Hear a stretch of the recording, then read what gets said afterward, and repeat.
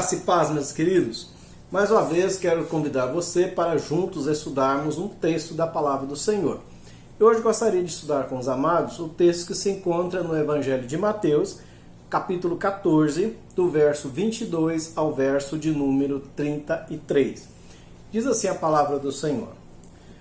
Logo a seguir, compeliu Jesus os discípulos a embarcar e passar adiante dele para o outro lado, enquanto ele despedia as multidões.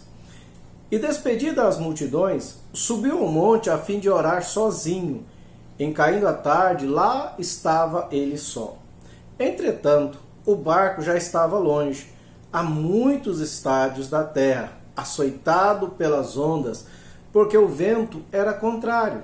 Na quarta vigília da noite foi Jesus ter com eles, andando sobre o mar.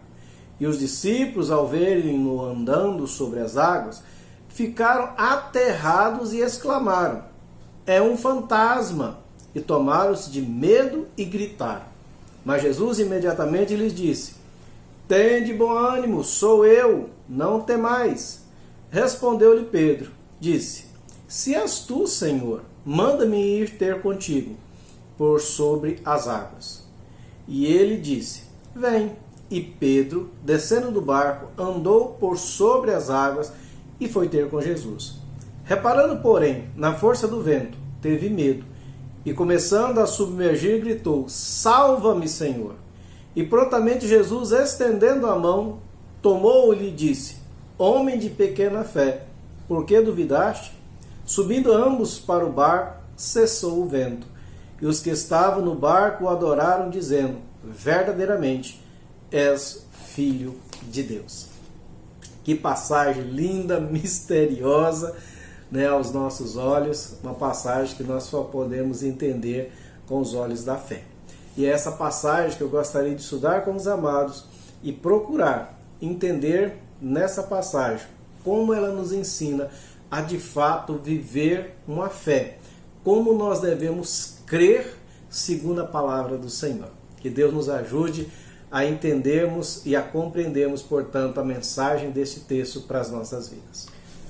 Bom, como sempre, né, antes de nós estudarmos o texto, é importante nós entendermos o contexto que está ocorrendo, né, deste texto, para que de fato nós venhamos compreender a mensagem da palavra de Deus. Neste momento que Jesus insiste, né, compeliu, quase que forçou os discípulos a entrarem no barco e atravessar ali o mar de Tiberíades, ou o mar da Galileia, um lago grande, né, ali em Israel. Por que Jesus fez isso, né? Nós olhamos o texto anterior e nós vemos que uma grande multidão havia procurado Jesus num lugar deserto. E essas pessoas estavam ali, né, já passado um dia, 2 dias, 3 dias, e não tinha nada para aquelas pessoas comerem. E Jesus então vai realizar um milagre fantástico, depois a gente vai estudá-lo, né, se Deus permitir, que é a primeira multiplicação de pães e peixe, né? E com este milagre, Jesus, né, proporcionou e deu condição para mais ou menos 5.000 homens, fora mulheres e crianças, se alimentarem e se fartarem. Jesus fez um tremendo milagre. E o que aconteceu? Qual foi a repercussão deste milagre da multiplicação dos pães diante daquela multidão, inclusive do coração dos discípulos? Aquelas pessoas, ao ver esse extraordinário milagre de Jesus, eles então falaram: verdadeiramente esse é o Messias. E nós devemos não só entender que ele é o Messias, mas devemos colocá-lo como o nosso rei. Jesus, nessa primeira vinda dele, ele não veio para reinar, ele não veio para ser um líder político, ele veio para constituir o seu reino espiritual. Ele veio para dar a sua vida na cruz do Calvário, padecer sobre as autoridades, ser crucificado, dar a sua vida, mas ressuscitar ao terceiro dia, completando a obra de salvação, né, a todo aquele que nele crê. Posteriormente, Jesus há de retornar gloriosamente para resgatar e buscar, portanto, a sua igreja. Portanto, não era o momento de coroá-lo como rei. Não era esse o propósito da vinda do Senhor Jesus. E Jesus, conhecendo o coração dos seus discípulos, percebendo neles também, já sendo, vamos dizer assim, contaminado com a euforia da multidão, Jesus então, naquele momento, que outros momentos não teve problema nenhum dos discípulos auxiliar Jesus em dispersar a multidão, mas naquele momento Jesus, persentindo o perigo dos seus discípulos serem seduzidos por essa proposta da multidão, Jesus então os força a entrar no barco e a atravessar. Depois Jesus iria encontrá-los. Não explica como, não fala de que maneira, quando, mas ordena que eles atravessem e saiam dali. Jesus despede a multidão, vai para um lugar só, ficar na presença de Deus Pai, em oração. E é no entardecer, né? Os judeus dividiam a noite em 4 vigílias, que começava às 6 horas da tarde e até às 9 da noite, das 9 da noite até a meia-noite, da meia-noite às 3 da manhã, e a 4ª vigília era das 3 horas da manhã até às 6 horas, já no clarear do dia. Portanto, Jesus vai passar ali 3 partes da noite e mais um pedaço da 4ª vigília, né? Quase que passa toda a noite ali em oração, enquanto seus discípulos seguem, né, rumando para o outro lado da margem, né, a extremidade do lago de Tiberíades, ou Mar da Galileia. E aqueles discípulos estavam ali preocupados, não estavam vendo Jesus, Jesus não estava com eles, e para a situação ficar mais difícil, que já estava angustiado, eles sem entender por que Jesus, né, rejeita a possibilidade de ser coroado, então já estava com o coração pesado, eis que surge uma tempestade no meio do caminho deles, né, e o barquinho ali vai balançando, sentindo a força dos ventos, a força das ondas, né, e eles vão remando com muita dificuldade e a viagem não rende, né, tanta aflição e não tem Jesus não está ali e eles se sentem só, né, e aí, como diz o ditado, né, luta pouca é bobagem. Eis que lá depois das 3 horas da manhã eles veem um vulto andando sobre as águas, e eles já tinham conhecimento das histórias, né, de pescadores, então eles ficam ali apavorados. Meu Deus, é um fantasma que vem agora, nós vamos morrer mesmo, é uma coisa extraordinária do outro mundo que está nos perseguindo. E Jesus acalma eles dizendo: não tem mais, sou eu, né, fica tranquilo, estou chegando, né? E os outros evangelistas vão dizer que Jesus vai tentando passar por eles, né? Não faz menção de entrar no barco, mas continua a caminhar sobre as águas. Só um parênteses, também você pode achar estranho, né? E de fato isso vai totalmente contra a lei da ciência, esse ato de Jesus de caminhar sobre as águas, mas esse ato de Jesus caminhar sobre as águas comprova a sua divindade. A palavra do Senhor nos fala que Cristo, ele é o Criador de todas as coisas. Foi ele que criou a natureza. Cristo é aquele que criou os mares. Ele que colocou os limites nos mares lá na criação, quando ele separou a terra das águas. Portanto, o Criador de todas as coisas, ele é Senhor de todas as coisas. Então, por isso que o ato de Cristo e o fato de Cristo caminhar sobre as águas aponta inequivocamente, né, sem dúvida nenhuma, que ele é Deus. Somente Deus poderia fazer isso, e somente Deus poderia conceder essa autoridade que foi concedida a Pedro para ele também caminhar sobre as águas, tá? Então, voltando aqui, Jesus se coloca do lado deles e acalma, né? Pedro desce do barco. Particularmente eu acho um ato de coragem imensa de Pedro, né? Os outros podem até ter rido de Pedro quando ele começa a afundar, mas só Pedro teve coragem de descer do barco. Então eu tenho todo o meu respeito, né, pela essa coragem dele. Daqui a pouco vamos entender o que significa esse ato de Pedro. Mas o fato é que ele desce do barco e vai caminhando para cada vez mais próximo de Jesus, né? E aí ele começa a tirar os olhos de Jesus, começa a olhar o vento, porque a tempestade não parou, as ondas não cessaram a sua fúria, né? O vento estava ainda muito forte, e ele começa então a olhar para as circunstâncias e começa a afundar. E ele clama por socorro, e Jesus, de uma maneira muito pronta, estende a sua mão, sustenta Pedro, né, fala, repreende ele com muita brandura, dizendo: homem de pequena fé, por que duvidou?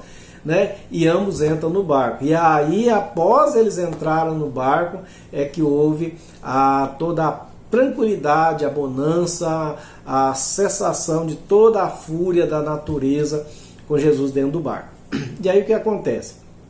Eles adoram Jesus, eles entendem que tudo aquilo que ocorreu, o poder de Jesus de andar sobre as águas, a autoridade de Jesus sobre a força da natureza, fazendo ela cessar a sua fúria, ele somente sendo Deus para fazer essas obras. Então, tendo esse quadro, tendo esse resumo da história, eu gostaria de pensar com os amados a respeito o que significa crer na ótica de Jesus, né? O que significa crer segundo a palavra de Deus. Eu acho interessante nós pensarmos sobre isso. Justamente no nosso último encontro, nós falamos a respeito de nós aprendermos a confiar no Senhor em meio às dificuldades, não foi verdade? Se você não viu o vídeo, você pode olhar aí na nossa página que você vai encontrar, né, onde nós mostramos na palavra de Deus, onde o Senhor Jesus levanta ou aponta 8 razões por que nós não devemos andar ansiosos, angustiados, desesperados diante das situações, diante das possibilidades de lutas, de faltar alguma coisa para a nossa subsistência. Então, talvez você pode ter ficado pensando: pastor, eu entendi, mas onde eu vou ter fé? Como que eu posso ter essa fé? Então, pensando nisso, nós queremos trazer essa mensagem onde o Senhor Jesus nos apresenta o que de fato é fé. Para algumas pessoas, fé é acreditar. Tá certo, mas pensar em fé somente como eu creio em algo é muito limitado dentro da perspectiva e da amplitude do significado de fé, de crer dentro da palavra de Deus. Tá? Então, fé vai além do fato ou do ato de eu acreditar e ter aquilo como verdade para mim. Vamos então ver dentro da palavra do Senhor 4 características da verdadeira fé. Tá bom? Olhando o texto, a primeira característica da verdadeira fé, ou crer, o que significa essa fé, o que significa crer, nós podemos ver no verso 22. Que diz assim: logo a seguir compeliu Jesus os discípulos a embarcar e passar adiante deles para o outro lado enquanto despedia as multidões. Né? Jesus então despede a multidão, sobe ao monte a fim de orar e orar sozinho. Em caindo a tarde, lá estava ele só. Entretanto, o barco já estava longe, muitos estádios da terra, açoitado por ondas, porque o vento era contrário. O que significa crer? Crer significa você ter a experiência de confiar na palavra de Jesus, mesmo você não estando vendo, tendo Jesus de forma visível do seu lado. É você crer nele sem necessariamente você estar vendo ele. Muitas vezes eu mesmo já pensei assim, sobre o privilégio desses discípulos de Jesus, das pessoas que foram contemporâneas de Jesus aqui neste mundo. Né? Que privilégio poder vê-lo, que privilégio poder ouvi-lo, tocá-lo, né? Vê-lo ali de fato, de carne e osso na nossa frente. Que privilégio maravilhoso. Então os discípulos estavam acostumados com a presença literal de Jesus, né? A presença física de Jesus. Hoje nós temos a presença literal de Jesus espiritualmente. É a promessa dele quando ele nos fala que estará conosco todos os dias até a consumação dos séculos. Mas aqui os discípulos ainda não tinham essa experiência que nós temos. Eles só conheciam e sabiam e conviviam com Jesus fisicamente. E agora o que acontece? Eles estão pela primeira vez sem Jesus. Eles estão num barco à noite, em meio a uma tempestade, né, remando literalmente contra a maré, e Jesus não está ali. Com certeza esses homens gritaram, como esses homens clamaram, mas Jesus não estava ali. passa a primeira vigília, eles viram entardecer, tem a primeira vigília da noite, a segunda vigília da noite, tem a terceira vigília da noite. Depois das 3 horas da manhã, com certeza eles estavam exaustos. Com certeza eles estavam extremamente cansados. Com certeza as forças deles já estavam se acabando. E ele já não tinha mais condição de remar, de lutar. E é nessa hora, quando as forças deles estavam se acabando, no momento mais terrível, da parte mais escura da noite, Jesus aparece, Jesus se coloca ao lado deles. Portanto, crer significa, segundo a palavra de Deus, nós encontrarmos e termos experiência com o Senhor Jesus, apesar das dificuldades, apesar das angústias, apesar de nós não vermos Jesus fisicamente, mas nós sabemos que Ele está ali espiritualmente. É nós aceitarmos o comando de Jesus, mesmo sem vendo, sem ter a possibilidade de Ele estar fisicamente conosco. Então a fé bíblica parte justamente nesse pressuposto de crer naquilo que nós não vemos, mas cremos de uma forma certeza, de uma certeza verdadeira, que nos impele, que nos leva a enfrentarmos as dificuldades, mesmo sem ter Jesus do nosso lado fisicamente, mas nós obedecemos, a pessoa obedece ao seu comando. Quando ele diz vai, nós vamos. Quando ele diz fica, nós ficamos. Ele é Senhor, mesmo estando fisicamente ausente, nós confiamos no Senhor. Portanto, em outras palavras, crer significa ter essa experiência, significa ouvir a voz do Senhor Jesus, que Ele ministra na sua palavra escrita, que Ele ministra através do seu Santo Espírito no nosso coração, e nós amoldarmos a nossa vida, nós moldarmos a nossa vida, nós moldarmos as nossas ações segundo a palavra de Deus. Mesmo nós não estando vendo Jesus, nós sabemos que Ele está presente espiritualmente. Crer é isso. Crer, primeiramente, é isso. Crer em Jesus.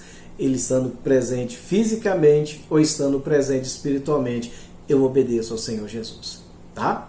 Queridos, uma segunda maneira, uma segunda apresentação do que é crer, que esse texto nos apresenta, e aqui eu acho que para mim é a mais difícil. Crer significa ir ao encontro de Jesus. Que coisa mais linda, pastor. Crer é ir ao encontro de Jesus, verdade, que coisa linda. Mas vamos olhar a maneira que Pedro foi ao encontro de Jesus. Quando falamos que crer é ir ao encontro de Jesus, nós de fato temos que pensar no que significa isso, ou pensar nas consequências que isso significa, ou pensar no preço que isso significa. Para Pedro, significou ele descer do barco, abrir mão da sua segurança. Por mais que o barco estava balançando, ali tem muito mais possibilidade dele sobreviver, dele passar e vencer a fúria do mar do que fora do barco. Portanto, crer e ir ao encontro de Jesus, primeiramente é correr risco, em nome de Jesus. É abandonar aquilo que nós temos de segurança para seguir o Senhor Jesus. Veja bem, eu não estou mandando você abandonar seu emprego, não estou pedindo para você abandonar as suas coisas, não é nada disso. Mas existem situações que o Senhor Jesus, para fortalecer a nossa fé, permite que nós sejamos testados, provados, desafiados a ir cada vez mais perto dele. E para isso, muitas vezes ele vai tirar aquilo que nós temos de segurança. Por exemplo, muitas vezes nós temos como o nosso baluarte, o ponto forte da nossa segurança, a nossa condição financeira. E realmente, de fato, a condição financeira, ter uma poupança, isso é muito importante. Outro baluarte, outro ponto forte que nos serve para nos dar segurança é a nossa saúde, não é verdade? A nossa família. São tantas situações, mas nós podemos observar que muitos pessoas, servas do Senhor, que foram desafiados a seguir o Senhor Jesus, a entregar sua vida para o Senhor Jesus, a aceitar a direção de Jesus sobre as suas vidas, tendo grandes percas, né? Não é porque a pessoa é serva do Senhor, não significa que ele não vai ter uma enfermidade. Nos dias de hoje, conforme nós já falamos, tem pregações por aí que não são bíblicas, que afirma que vem para Jesus e você vai estar no mar de rosas.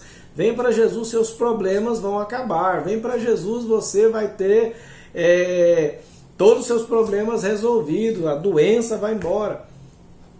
Deus tem poder para isso? Cristo tem poder para isso? Claro que tem, mas nem sempre ele vai fazer isso. Às vezes ele vai tirar e permitir que nós venhamos a perder aquilo que nós temos de ponto de segurança. No caso de Pedro, era o barco. Crer para Pedro significa e ir para Jesus Cristo, estar se aproximando de Jesus Cristo, exigiu dele o preço dele descer do barco, abrir mão da sua segurança.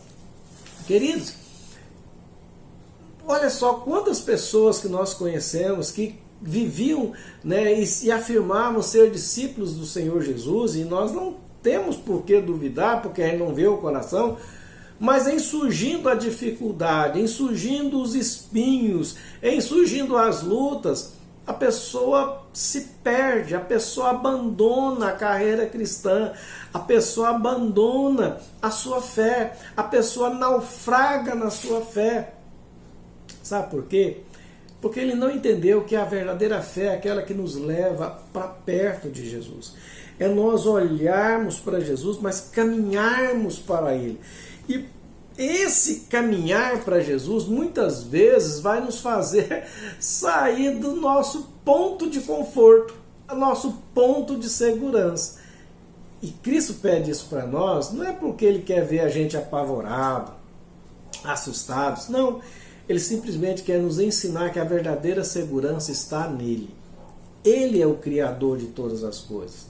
Ele é Senhor de todas as coisas. Por mais que o mar estivesse revolto, por mais que fosse totalmente contrário ao senso da ciência, uma pessoa andar sobre as águas, mas quando Jesus diz, não tema, vem, pode vir, nós devemos desafiar até a lógica e seguir o Senhor Jesus.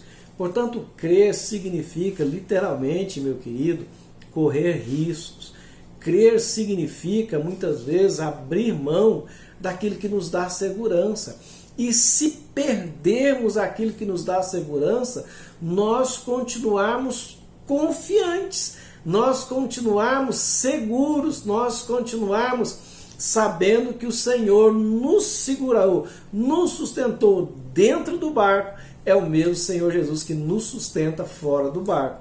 É o mesmo Senhor Jesus que nos sustentou enquanto eu tinha emprego. É o mesmo Senhor Jesus que vai me sustentar se eu perder o meu emprego.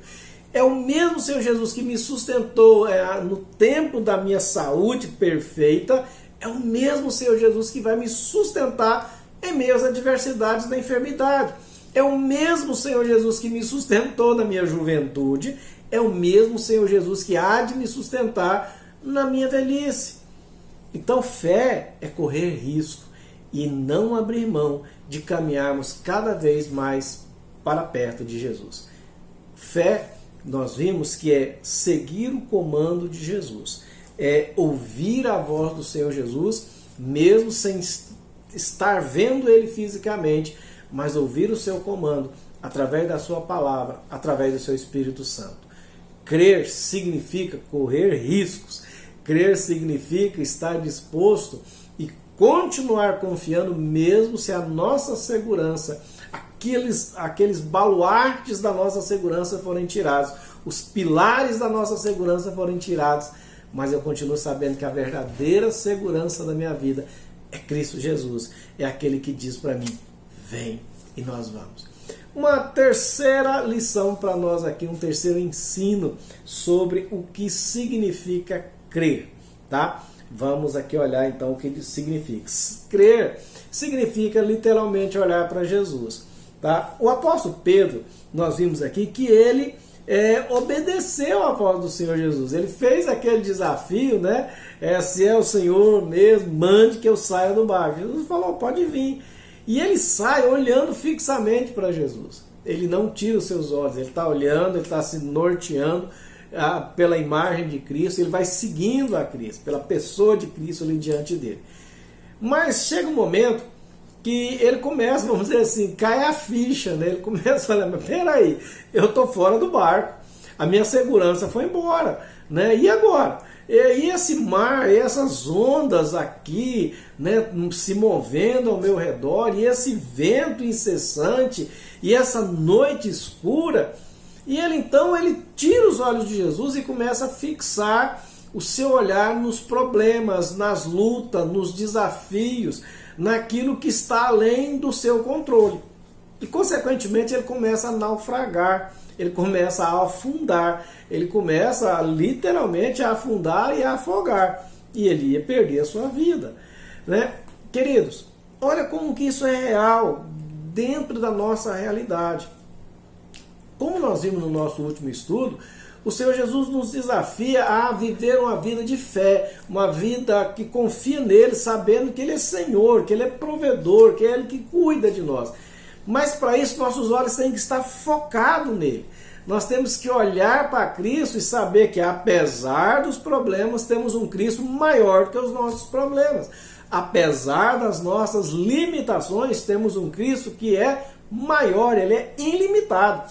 Eu tenho que ter isso na minha mente. Todas as vezes que nós tiramos os olhos, ou seja, a nossa confiança, a nossa segurança, o nosso norte de Cristo, da pessoa dele, nós naufragamos. E não é porque a nossa segurança foi tirada. Eu tenho que continuar olhando para Cristo. Saber que se eu não estou entendendo o que ele está fazendo, por que ele está fazendo, por que ele está permitindo aquilo, eu tenho que continuar olhando para ele, saber que ele é Senhor de todas as coisas. Ele é que tem o controle de todas as coisas.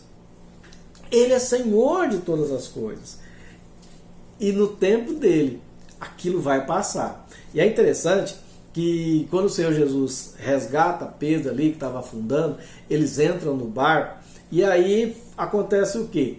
Acontece que as ondas, né, tudo quieto, o mar se aquieta, né, o vento cessa e fica tudo tranquilo, fica tudo em paz. Que coisa maravilhosa, né? E muitas vezes nós que estamos atravessando problemas, dificuldades, turbulência na nossa vida, e nós entendemos e falamos assim, realmente eu tenho que olhar a Cristo, eu tenho que confiar no Senhor Jesus. E verdadeiramente a gente confia no Senhor Jesus. Verdadeiramente a gente entrega, a gente se lança nos braços do Senhor Jesus. E aí a gente fica esperando o tempo da paz, né? O tempo da restauração, né? Aquilo que nós perdemos, seja a nossa saúde, seja a nossa juventude, né? Quantas vezes a gente encontra pessoas em estado terminal, né? E a nossa vida vai terminar mais cedo ou mais tarde. E a pessoa, ela entrega a vida para Jesus, mas ela quer que ela espera, ela anseia. Não está errado isso, mas ela condiciona muitas vezes a sua alegria, a sua tranquilidade na restauração da sua saúde. Mas quantas pessoas nós conhecemos que, apesar de ter confiado no Senhor Jesus, não foi livre da enfermidade, né? Quantas pessoas chegaram, uma vez um senhor chegou para mim e contou toda a história dele, da capacidade que ele teve durante a sua vida como carpinteiro, me levou ali para conhecer algumas obras que ele tinha feito de carpintaria, alguns edifícios que ele tinha feito naquela cidade, e só que ele tinha adquirido o mal de Parkinson, né? E ele tremia as suas mãos. E ele falou, olha, a única coisa que eu quero de Deus é que Jesus, o Senhor ora, pastor, por mim, para que minhas mãos parem de tremer. Né? Porque eu quero mostrar para as pessoas que apesar de eu ter 85 anos, ele era um homem muito robusto mesmo, eu tenho força de continuar trabalhando e fazendo meu serviço. E eu falei para ele, olha, de fato o Senhor Jesus pode curar, mas ele também não pode, ele simplesmente pode não te curar. Por quê?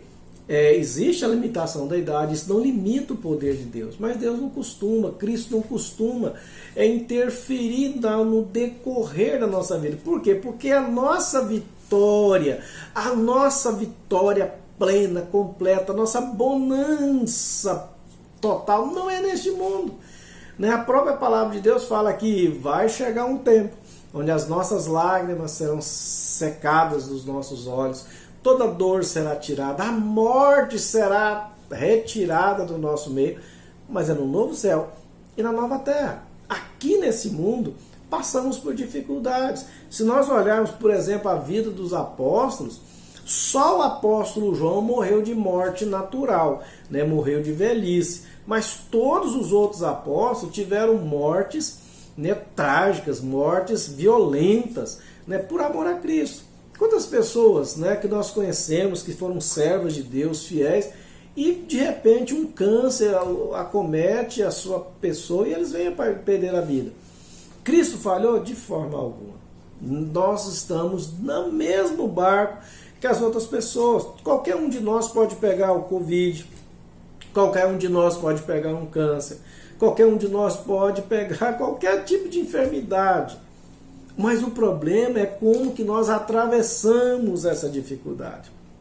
E aí nós estamos falando, atravessamos essa dificuldade. Né? Pedro estava ali no meio da dificuldade, olhando para Cristo. Ele é Senhor. No tempo dele, não no meu tempo, no tempo dele, no momento dele, na vontade dele, essa minha luta vai cessar. Se não cessar aqui, no novo céu, na nova terra, eu tenho a certeza que essa obra de Cristo há de ser completada. E toda a minha dor, toda a minha aflição há de cessar para a honra e glória dele mesmo. Tá? Então nós já vimos que crer significa obedecer e seguir a Cristo, seguindo a sua palavra, seguindo a sua voz, seguindo a sua orientação.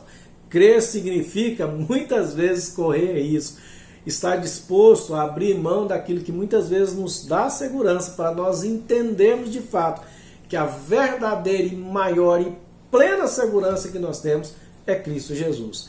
Crer também significa olhar firmemente para Cristo. Problemas, lutas, adversidades, eu continuo olhando para Cristo. Eu continuo confiando no Senhor, na soberania dele. E sei que todas as coisas estão no controle dele. Tá? Vamos para a última, né, especificação, ou explicação, melhor dizendo, do que significa fé. Muito bem, vamos lá então para nosso quarto ponto sobre o que significa fé ou o que significa crer. Nós já vimos, né? E o último que a palavra de Deus vai nos mostrar, que crer, esse é lindo. Crer é adorar a Deus, é reconhecer quem Cristo é. Interessante que depois que eles entram no barco, depois que eles estão ali, e tudo está sob o domínio de Cristo, o dia já está raiando, o dia já está clareando, e eles então veem a presença de Jesus, viu tudo que Jesus fez, e diz o versículo 33, e os que estavam no barco o adoraram, dizendo, verdadeiramente és Filho de Deus. Queridos, crer em Cristo significa entender e aceitar que Ele é Deus.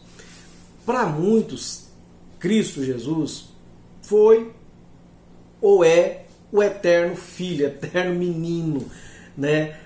Filho de Maria. Ele foi filho de Maria, mas antes de ser filho de Maria, Ele é Deus.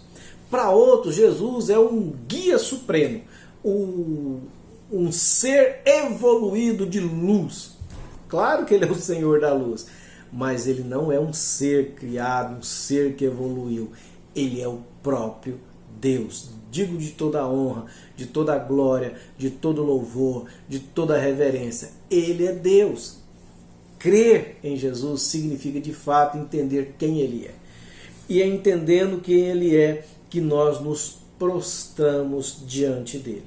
É reconhecer que Ele é o Deus que se esvaziou da sua glória, que se reduziu. Olha só que interessante, né? Deus, Ele se esvaziou da sua glória a fim de que eu e vocês, meros mortais, pudéssemos contemplar a beleza da sua pessoa. para que eu e você, pessoas mortais, pessoas falhas, pudesse de fato ter um relacionamento verdadeiro com Ele. Que coisa maravilhosa! E é isso que nós precisamos entender. O que faz diferença na nossa caminhada de fé é entender quem Ele é. E esses discípulos, pela primeira vez mencionados nas Escrituras, olham para Jesus e falam: verdadeiramente Tu és o Filho de Deus. E o adoram. Nós temos que entender isso. Nós só adoramos a Deus. Nós não adoramos os apóstolos, os santos da igreja, da antiguidade, do passado, porque eles são homens especiais, homens que foram usados por Deus, mas nós adoramos a Deus. E Cristo Jesus é Deus. É a maior e mais plena revelação de Deus que nós possuímos. Lá no livro aos Hebreus, fala que Ele é a revelação plena e perfeita. Ele é a imagem exata de Deus. Portanto, crer em Jesus requer de nós reconhecê-lo como Deus. E como Deus, Ele merece ser adorado. Como Deus, a sua palavra, as suas ordens, os seus decretos não são meras sugestões para a nossa vida, mas devem ser ordens, devem ser obedecidas, não por medo, não por pavor, porque Deus não deseja, Cristo não deseja que nós tenhamos esse relacionamento de medo, de pavor. Por isso que Ele se esvaziou, para que nós pudéssemos ter um relacionamento de amizade, de paternidade, com filho e pai, de irmão, de companheiros, de amigos. E eu acho lindo quando Ele diz: verdadeiramente vós sois meus amigos, se seguirem e obedecer aquilo que eu vos mando. E uma das coisas que nós precisamos entender: Ele é Senhor de todas as coisas. Crer em Jesus, de fato, requer que nós nos prostremos e o adoremos, entronizando Ele no lugar que Ele merece. Portanto, querido, isso é crer. Crer é nós confiarmos no Senhor, na direção da palavra de Deus. Isso vai contra aquilo que eu penso muitas vezes, porque a gente quer ser Senhor da nossa vida, a gente quer ouvir o nosso coração. Mas Jesus fala: o seu coração, o coração humano é desesperadamente corrupto. Nós temos que ouvir a voz do Senhor Jesus nos direcionando. Onde é que eu vou ouvir a voz do Senhor Jesus? Na palavra dele. A palavra do Senhor tem ensinamento para todas as áreas da nossa vida. Crer no Senhor Jesus, de fato, significa ter a disposição, a tranquilidade que, se necessário for, nós perdemos ou ser retirado de nós os nossos pontos de segurança, nós temos a segurança plena em Cristo. As outras coisas são bênçãos, as outras coisas faz parte da graça, mas o favor maior, a bênção maior, o ser maior, a nossa segurança maior é o próprio Cristo. Crer significa olhar para Ele. Os problemas, as lutas, as limitações, as enfermidades, N coisas procuram nos tirar a nossa atenção, tirar o nosso olhar de Cristo, mas nós continuemos olhando para Cristo, nosso autor e consumador da nossa fé. E crer significa que nós reconhecemos quem Ele é. Ele não é simplesmente o Filho de Maria, Ele não é simplesmente um espírito evoluído, Ele é Deus, Ele é o Senhor Criador de todas as coisas. Ele é o Senhor, portanto merece ser adorado e nós devemos nos prostrar diante dele. A pergunta que eu quero deixar para você, meu querido, e você responda no seu coração: você tem tido essa fé? Você que afirma ser discípulo do Senhor Jesus, você tem de fato caminhado em meio a essa pandemia que nós estamos vivendo com o coração tranquilo? Esses discípulos, eles aprenderam, estavam aprendendo, por isso que Jesus os leva, manda eles seguirem ali, né, dentro do barco, para que eles pudessem entender que se Jesus estava ali visível ou não, eles deveriam confiar, eles deveriam descansar. E a palavra do Senhor nos fala que Ele está conosco. Portanto, se Ele está conosco, por que eu vou me desesperar? Por que eu vou me desesperar com a possibilidade de eu até perder a minha vida por causa de uma enfermidade? Deus está no controle. Ele é Senhor de todas as coisas. Nada acontece sem passar pela permissão de Deus. pela permissão do Senhor Jesus Cristo, que foi feito Senhor sobre tudo e sobre todos. Queridos, fé no Senhor Jesus é uma vida descansada nos braços do Senhor Jesus. Tem ações, tem emoções, tem desafios, mas o grande segredo todas dessas ações é nós confiarmos e descansarmos nos braços do Senhor Jesus, saber que Ele está cuidando de nós. Que Deus nos abençoe a olhar firmemente para o autor consumador da nossa fé. Que Deus nos abençoe a desenvolvermos a nossa fé para a honra e glória dele mesmo. Querido, Deus te abençoe ricamente. Tenha uma ótima semana na presença de Jesus, tá bom?